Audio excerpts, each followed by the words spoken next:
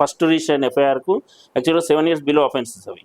అక్కడ స్టేషన్ పేరు వచ్చే అవకాశం ఉండే, బట్ 5 and 6 యాడ్ చేసిన తర్వాత ఆ అవకాశం లేకుండా ఉన్నది కాబట్టి యాంటిసిపేటెడ్ బెయిల్కి రావడం జరిగింది.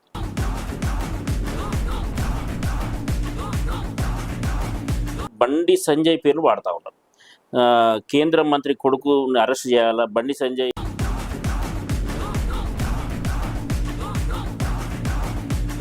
కూడా ఏఎంఐ కూడా సెకండ్ ఇన్సిడెంట్కు ఆయన కలవడం కానీ, లేకపోతే ఇన్సిడెంట్ అయిన తర్వాత ఇమ్మీడియట్గా పోలీస్ అప్రోచ్ కావడము, తర్వాత లీగల్ యాక్షన్ తీసుకోవడం, అదర్వైజ్ అక్కడిని క్లోజ్ కావడం జరిగింది. బట్ ఈ కేసులో 2-3 ఇన్సిడెంట్ జరిగినప్పుడు కూడా ఆమె జనవరి వరకు కూడా ఆమె రిలేషన్తో వాళ్ళ ఫ్రెండ్షిప్ కొనసాగుతూ ఉంది.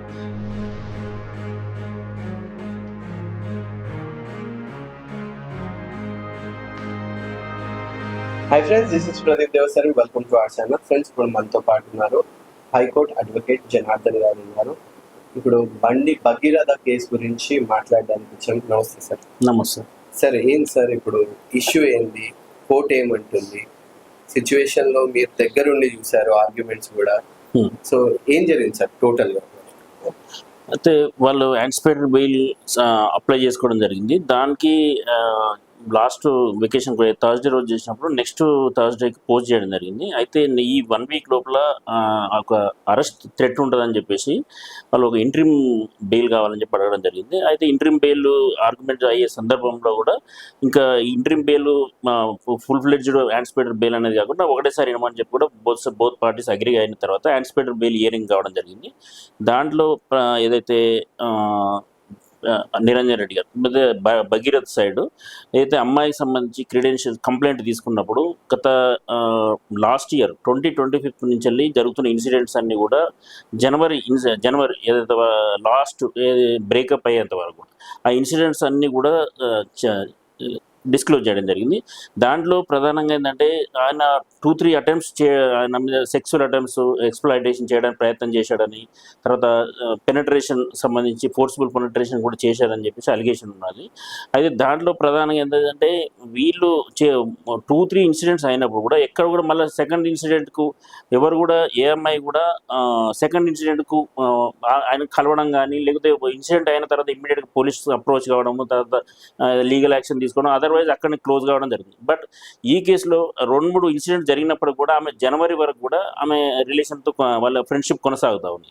అయితే లాస్ట్ ఏదైతే 31st December మెయిన్ ఇన్సిడెంట్ ఏదైతే ఉందో 31st December రోజు ఇక్కడ ఫామ్ హౌస్కి వెళ్ళడం జరిగింది.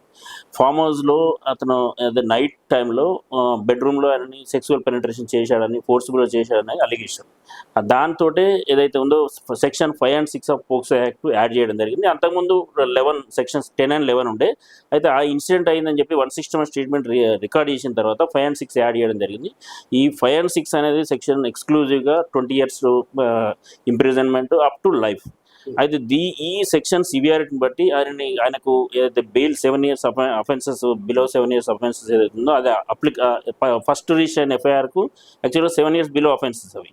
అక్కడ స్టేషన్ పేరు వచ్చే అవకాశం ఉండే, బట్ 5 and 6 యాడ్ చేసిన తర్వాత ఆ అవకాశం లేకుండా ఉన్నది కాబట్టి యాంటిసిపేటెడ్ బెయిల్కి రావడం జరిగింది. అయితే యాంటిసిపేటెడ్ బెయిల్ సందర్భంగా కూడా వాళ్ళు క్లియర్గా చెప్పడం జరిగింది, ఇది ఏదైతే ఉందో రిలేషన్ అనేది కార్డియల్గా కొనసాగిన రిలేషన్ తప్ప ఎక్కడ కూడా ఫోర్స్ఫుల్ ఎక్కడ లేదు, ఫోర్స్ఫుల్ ఎక్కడ వాలంటరీ కాన్సెన్సువల్ జరుగుతూ ఉన్నది ఎఫ్ఐఆర్ అంతా కూడా చెప్పి దీన్ని పోక్సో కింద తీసుకోవద్దని చెప్పి కూడా కోరడం జరిగింది. ఇప్పుడు మైనర్ బాలిక కాదు అని చెప్పేసి అనడం, ప్లస్ మైనర్ బాలికకి కన్సెంట్ తోటి ఉన్నా కూడా అది పోక్సో కిందకే వస్తుంది అని చెప్తున్నారు. సో ఆమె నిజంగా మైనరా కాదా మీకు తెలిసిన ప్రకారం? యాక్చువల్గా అయితే నేను బెయిల్ పిటిషన్ నేను కూడా చూశాను. దాంట్లో ఒకటి మంచిర్యాల హాస్పిటల్ బర్త్ సర్టిఫికేట్ ఉంది, next Fernandes hospital birth certificate ఉన్నాయి. ఒక 2008 and 2010 2 సర్టిఫికేట్స్ ఒకవేళ కన్సిడరేషన్ తీసుకున్నా కూడా మైనర్.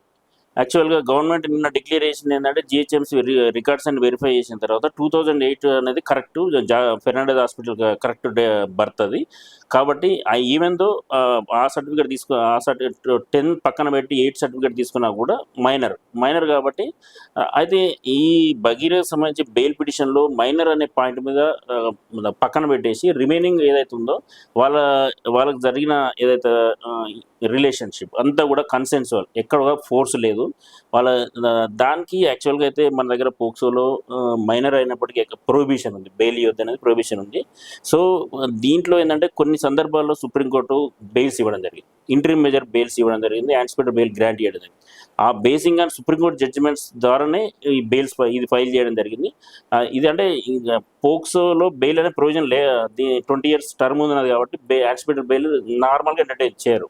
బట్ వేరేజ్ ఒక సుప్రీంకోర్టు జడ్జిమెంట్స్ ఏదైతే కన్సెన్సువల్ ఉన్నప్పుడు అబౌవ్ 17 years అబౌవ్, సో దీన్ని మనం దాన్ని పోక్సో కింద పరిగణించాల్సిన, కానీ బెయిల్ను కూడా వాళ్ళ రైట్ కింద తీసుకోవాలి కాబట్టి బెయిల్స్ గ్రాంట్ చేసే సందర్భం ఉన్నది.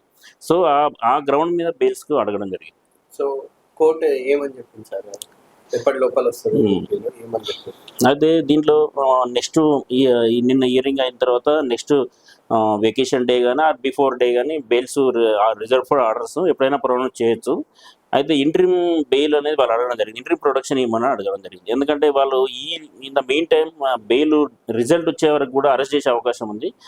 అరెస్ట్ చేస్తే ఈ పర్పస్ అంతా వేస్ట్ అవుతుంది కాబట్టి మాకు ఇంటరిమ్ మెజర్ ఇవ్వమని చెప్పేసి బెయిల్ ఇవ్వమని చెప్పి అడగడం జరిగింది. బట్ కోర్టు రిఫ్యూజ్ చేయడం జరిగింది. రిఫ్యూజ్ అంటే ఇవ్వడానికి అంగీకరించలేదు, అది మీ రిస్క్ మాకు సంబంధం లేదు, బట్ నేను బెయిల్ మీద మాత్రం ఆర్డర్ పాస్ చేస్తానని చెప్పి చెప్పడం జరిగింది.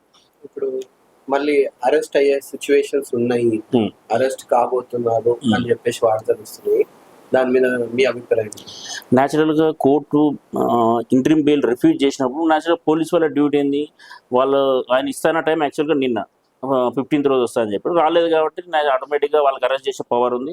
ఆ సెక్షన్ అటువంటిది కాబట్టి వాళ్ళు అరెస్ట్ చేయడానికి వాళ్ళు ఈరోజు నాకు నేను న్యూస్ ప్రకారం అయితే బండి సంజయ్ గారి ఇంటికి కూడా వెళ్ళడం జరిగింది, ఢిల్లీకి టీమ్స్ పంపించడం జరిగింది.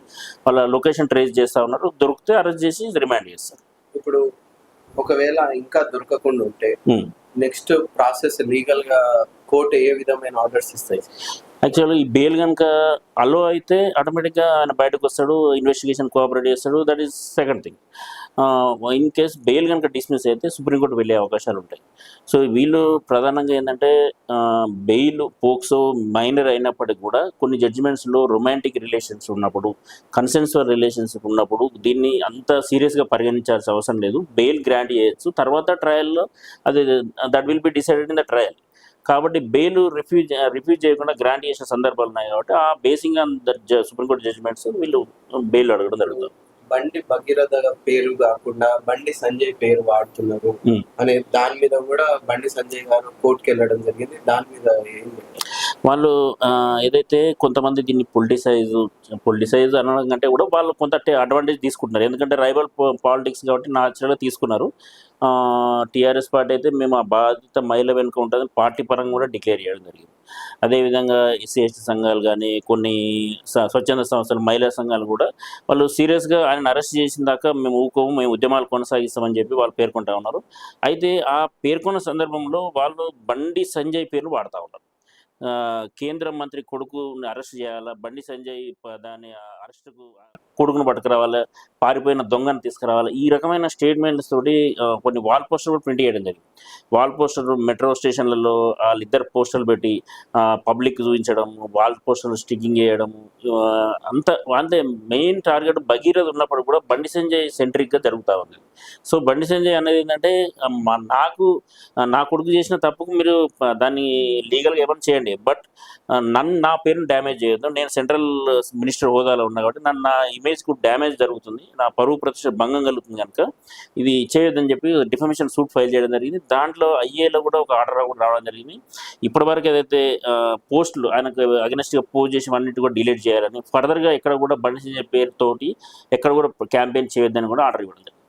డిఫమేషన్ అంటే ఆయనని వ్యక్తిగతంగా దూషించడం. ఇప్పుడు బండి భగీరథ అంటే son of Bandi Sanjay. So Bandi Sanjay కొడుకు బండి భగీరథ ఇలాంటి తప్పు చేసిండు అని చెప్పడం డిఫమేటరీ కాదు కదా. ఆయన మీద వ్యక్తిగతంగా చేసినవే వీడియోలు డిలీట్ చేయాలి అని చెప్పేసి, అంటే ఆయన గుట్కా తినడం కానీ, నీ కొడుకు ఇట్లా అనడం కానీ, ఆయనను వ్యక్తిగతంగా దూషించిన వాటికే ఈ ఆర్డర్ అనేది అప్లికేబుల్ అని చెప్పేసి అంటున్నాను. అంతే. దాని ఏంటంటే బండి సంజయ్ ఆయన కొడుకుని ప్రొటెక్ట్ చేస్తుండు, ఒక రేపిస్ట్ని కాపాడుతుండు.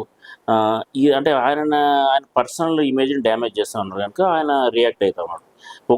కేవలం బండి భగీరథ్ విషయంలో తీసుకొని ఆయన మీద టార్గెట్ చేస్తే ఆయనకు సంబంధం లేదు. ఎందుకంటే అక్యూజ్డ్ న్యాచురల్గా ఎవరైనా డెమోక్రసీలో వాళ్ళకు రైట్ ఉంటుంది, ఫండమెంటల్ రైట్, ధర్నా చేసుకునే రైట్ ఉంటుంది, అన్నీ ఉంటాయి. బట్ బండి సంజయ్ టార్గెట్ చేయడం అనేది ఆయనని టార్గెట్ చేసి ఆయన తిట్టడం అనేది కోర్టు యాక్సెప్ట్ చేయలేదు. కానీ ఆయన కొడుకు అని చెప్పడం తప్పేం కాదు. తప్పేం కాదు దాంట్లో. ఇప్పుడు భగీరథ్ తండ్రి ఎవరంటే బండి సంజయ్ అంటారు, అదే దాంట్లో పెద్ద తప్పేముంటుంది. కాకపోతే బండి దొంగను కాపాడుతున్న కేంద్ర మంత్రి ఈ రకమైన డైలాగ్ రావద్దనేది ఆయన ఉద్దేశం.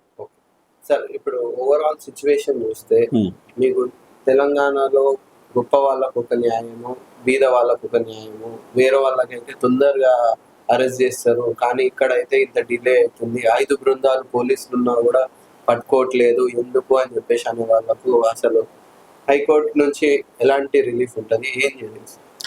ఇప్పుడు చట్టాలు అయితే అందరికీ ఒకటే, కాకపోతే ఏంటంటే దాన్ని కొంతమంది ఇన్ఫ్లుయెన్స్ ఉన్న వాళ్ళు కానీ రిచ్ పర్సన్స్ కానీ దాన్ని లాని ఏంటంటే పర్ఫెక్ట్గా యూజ్ చేసుకుంటారు. అంటే ఈ గతంలో జడ్జిమెంట్ సుప్రీంకోర్టు ఇచ్చిన ఆర్డర్స్ అవన్నీతో ఒక ఎఫిషియెంట్ అడ్వకేట్ని ఎంగేజ్ చేసుకుంటారు. కాబట్టి జనరల్గా సొసైటీలో ఏంటంటే డబ్బున్న వాళ్ళకి ఒక న్యాయం, డబ్బు లేని వాళ్ళకి ఒక న్యాయం అనేది కొంత ఉంటుంది.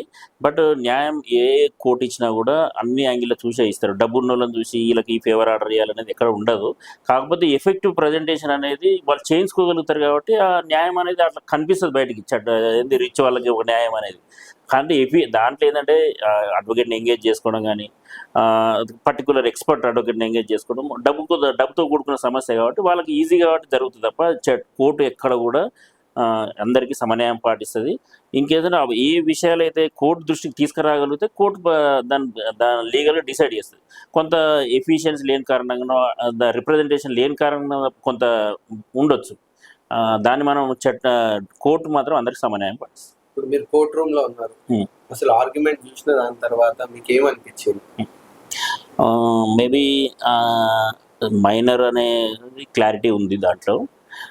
ఇంకోటి కన్సెన్సువల్ అనేది క్లియర్గా ఉన్నది. అయితే కొంత దేంటంటే అక్కడ ఎఫ్ఐఆర్ అయిన తర్వాత పీట్ బషీరాబాద్లో సేమ్ డే ఇక్కడ కరీంనగర్లో ఎఫ్ఐఆర్ కావడం, అంటే నేను చెప్పడం కాదు, వాళ్ళు ప్రధానంగా వాళ్ళు తీసుకున్న గ్రౌండ్స్ ఏంటంటే కేంద్ర మంత్రి కాబట్టి, ఎంపీ కాబట్టి ఇన్ఫ్లుయెన్స్ చేసి ఒక ఎఫ్ఐఆర్ చేయించడం, వీళ్ళ ఎఫ్ఐఆర్ చేయించడం అనేది. తర్వాత బీజేపీ మీటింగ్స్లో థ్రెటన్ చేస్తున్నాడు, ఖబర్దార్ చూస్తా అని అనడం అనేది వాళ్ళంతా వాళ్ళ ఫేవర్గా తీసుకోవడం జరిగింది. అయితే దీన్ని కోర్టు ఏ రకంగా తీసుకుంటుంది అనేది మనం చూడాలి. హనీ ట్రాప్ కేసు అనేది కూడా వాళ్ళు వేయడం జరిగింది, దాని మీద ఎలాంటి చర్యలు అనేది లేదు, అది ఎందుకు వేసిండ్రు?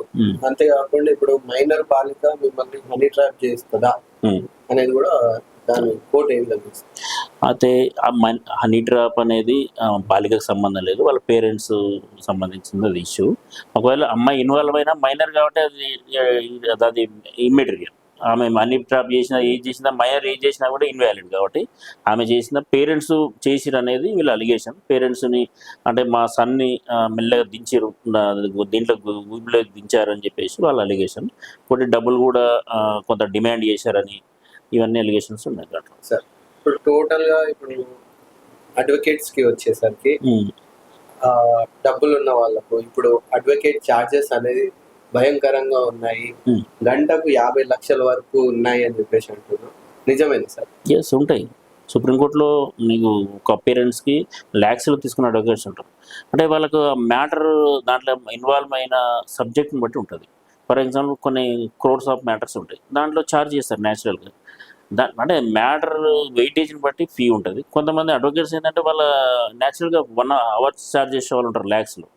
వాళ్ళు నీకు అఫోర్డబుల్ అయితే ఎంగేజ్ చేసుకుంటారు, అదర్వైజ్ అది ఎవరి ఇష్టం వాళ్ళు, అంతే. అంటే దీనికి లిమిటేషన్ అనేది, క్యాప్ అనేది ఉండాల్సిన అవసరం ఏముంటుంది? 50 లక్షలు కానీ గంటకి పే చేయవచ్చు అంటే రిస్ట్రిక్షన్స్ ఏమి ఉండవు. అది ఎక్కడ కూడా మనం అడ్వకేట్కు ఇచ్చే ఫీజు మ్యాక్సిమం అందరూ సుప్రీంకోర్టులో మాకు తెలిసిన ఇన్ఫర్మేషన్ అంటే income tax highest payers advocates. Everything income tax pay చేసి తీసుకుంటున్నారు. దాంట్లో గవర్నమెంట్ కూడా ఎక్కడ కూడా చీట్ చేయట్లేదు.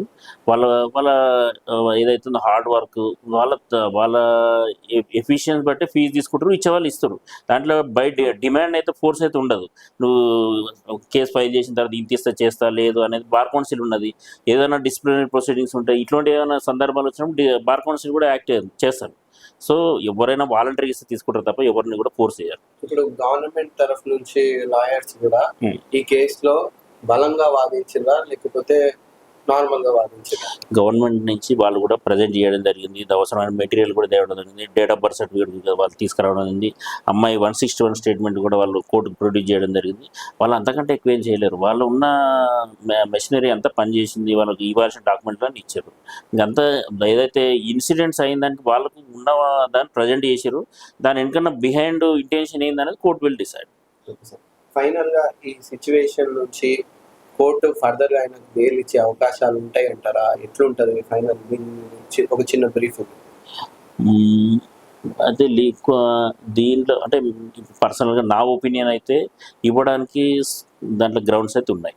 ఎందుకంటే కంప్లీట్గా ఇప్పుడు ఫర్ ఎగ్జాంపుల్ ఒక నైట్ ఒక అమ్మాయి దొరికితే మైనర్ అమ్మాయి తీసుకెళ్ళి రేప్ చేసి చేయడం అనేది దట్ ఈస్ డిఫరెంట్. దాంట్లో ఎవరు కూడా ఏం చేయలేరు. అది దాంట్లో మనం కూడా సమర్థించలేము. దీంట్లో బోత్ సైడ్ ఉన్నది, కన్సెన్సువల్ ఉంది, దాంట్లో రొమాంటిక్ రిలేషన్షిప్ ఉంది. ఇద్దరు కలిసి చాలాసార్లు బయట తిరిగారు.